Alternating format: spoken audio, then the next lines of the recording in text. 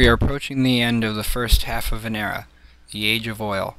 We are moving from a time of cheap, easy-to-get energy to a time of expensive, hard-to-find energy.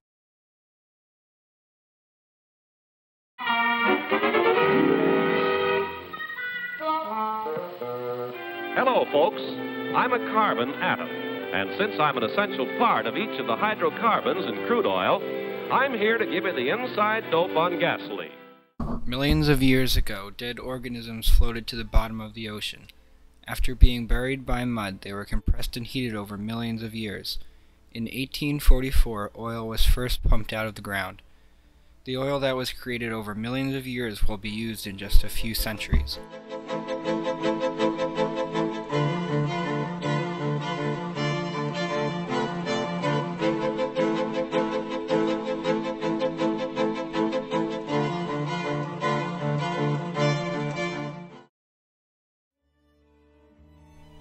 Crude oil is heated in distillation towers. Oil vapors condense along the sides, splitting into a variety of products, like diesel fuel and kerosene. We use oil for a lot more than transportation. It's used to make plastic, petrochemicals, pharmaceuticals, just millions of products. Insecticides, cosmetics, weed killers, a whole galaxy of things to make a better life on Earth. If you have a passenger car, average American passenger car, you can get 1 to 6 people in it, throw a bunch of stuff in the luggage, in the trunk, go 1.5 miles in 20 minutes for 20 cents.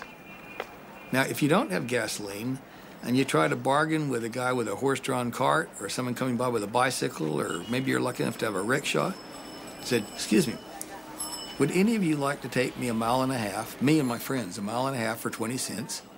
Those people would laugh at you. The Green Revolution in the beginning of the 20th century saw the use of fertilizing land with petrochemicals. The availability of such abundant and cheap food made the world population skyrocket.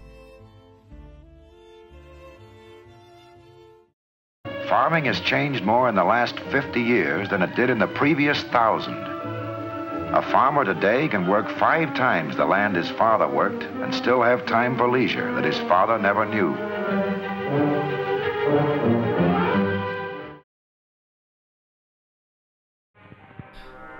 Baku in Azerbaijan is a great example of what will happen to oil fields around the world. Baku started with people digging small holes in the ground to pull oil out in buckets. The first mechanical oil well was installed in 1846. By 1900, half the world's oil came from Baku. In its heyday, it could produce a little under 1 million barrels of oil a day. Today, there is barely any pumping going on.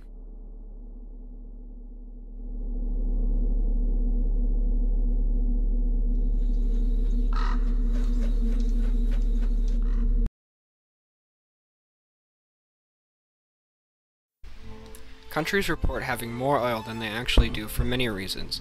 In 1985, Kuwait added 50% to its reserves. At that time, production limits were calculated by how much oil a country reported having, so the more you reported, the more you could produce. In 1987, Venezuela doubled its reserves. After that, many other countries announced huge increases in reserves, simply to protect their production quota. These numbers haven't changed since, and it's only common sense to see you can't have the same amount of oil reserves as you did 23 years ago, when you've been pumping it out of the ground the whole time. The amount that you discover initially starts out rising very rapidly, but after a while it slows down because there's less of it to discover, and eventually it will turn over and come back down again like that.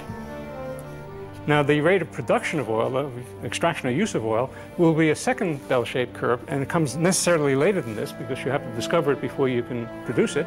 So there'll be a second curve like this for production.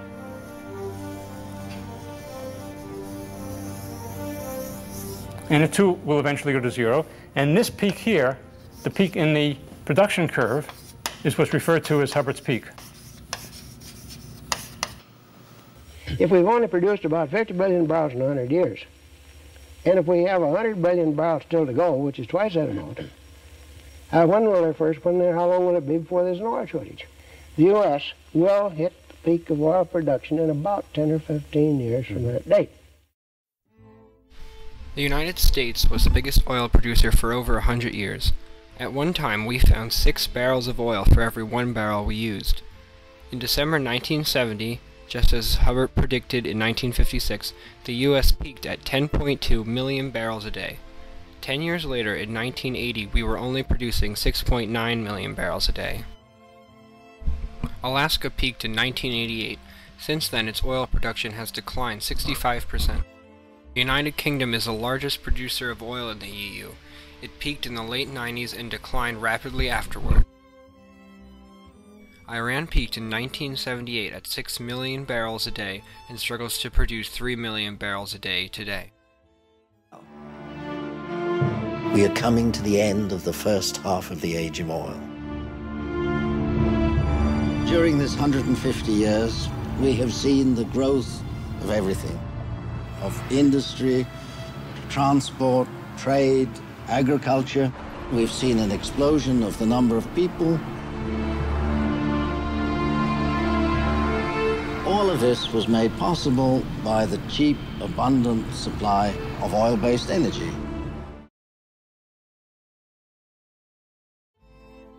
Some oil is cheap, fast, and easy to produce. Other oil is just the opposite. There's a big difference from producing free-flowing oil in the Middle East and removing it from tar sands in Canada, which is more of a mining operation. More energy from natural gas is put into removing the oil from the sand than you get out of it. We are running out of cheap, easy-to-produce oil.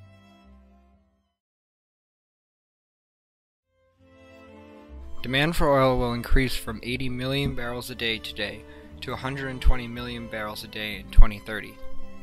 In the 70s, over half of the world's population didn't use any oil. Today, people around the world are using oil, and the demand is only increasing.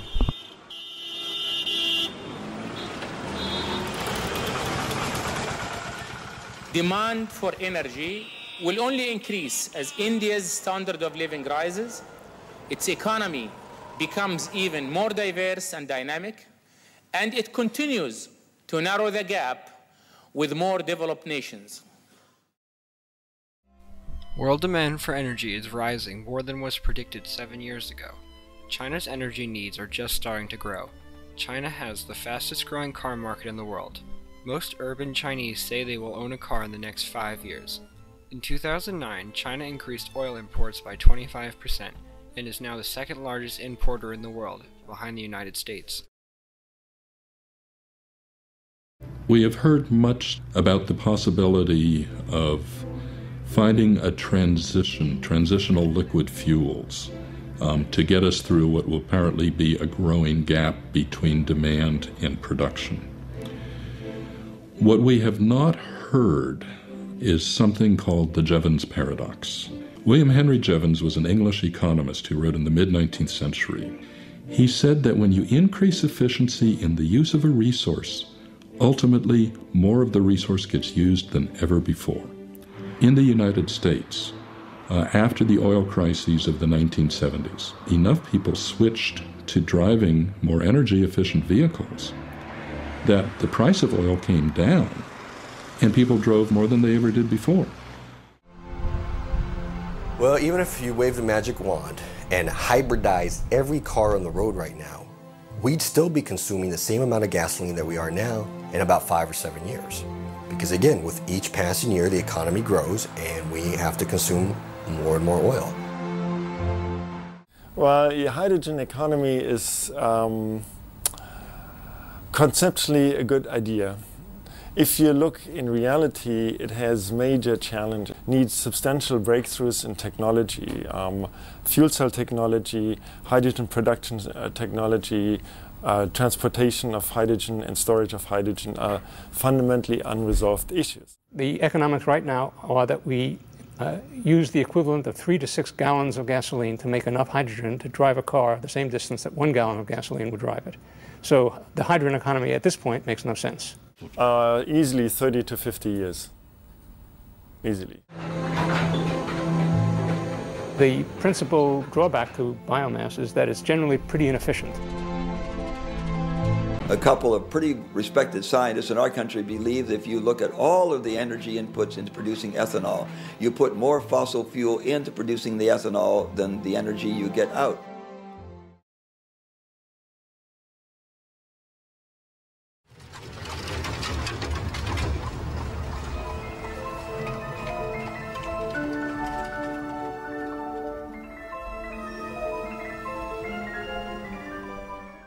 We'll never go back to the way life was before oil. Evolution doesn't work that way. However, it is very unlikely that we will be able to maintain the lifestyles we have now after we go down the other side of Hubbard's Peak. We will have to adapt to the new conditions.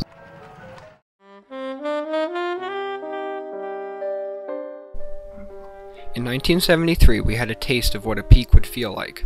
The OPEC countries were mad at us about supporting Israel in the Yom Kippur War, and they embargoed the oil.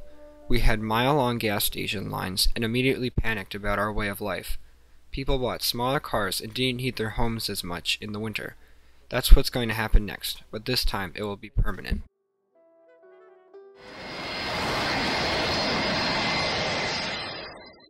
In the future, things like cross-country trips and air travel will be something for the very rich. The middle class will rely on trains to travel large distances. The average item of food on our table today has traveled 1,500 miles from where it was produced. And the only reason that's possible is that petroleum is so cheap.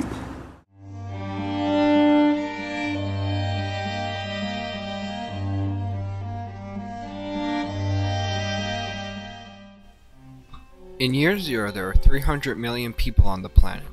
By the 18th century, that population had doubled. Then came oil, and the population multiplied 6 times. Today, the population is a little under 7 billion. Experts think that without petrochemicals, the present population can't be fed. Scientists think that without oil, we can sustain a population of around 2 billion.